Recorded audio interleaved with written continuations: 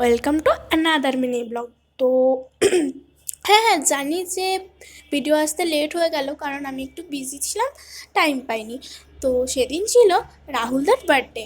তো রাহুলদা সত্যি বলতে গেলে কি জানতো না যে আমরা রাহুলদার জন্য কেক নিয়ে আসবো, বার্থডেটা সেলিব্রেশন করবো, সত্যিই জানতো না। তো আমরা মাকে বাইক করে আমি আর রিয়াদি চলে গেলাম রাহুলদার জন্য কেক আনতে।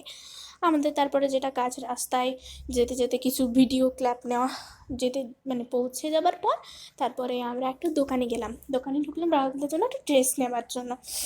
তো ড্রেসটা ঠিকঠাক পছন্দই হলো না ওই দোকানে।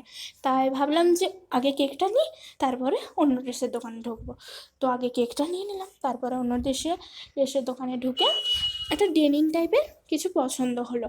তো সেটা নিয়ে প্যাক করে আমরা চলে এলাম বাড়িতে। বাড়িতে আসার পর মা বললো যে হ্যাঁ আর, তাহলে আমি বললাম যে ঠিক আছে।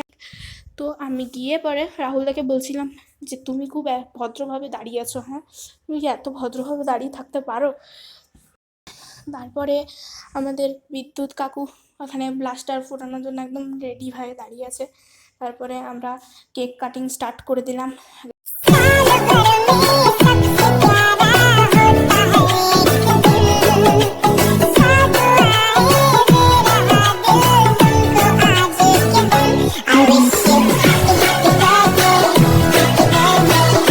কেক কাটিং হয়ে যাবার পর আমাদের হচ্ছিল কেক মাখামাখির পর্ব।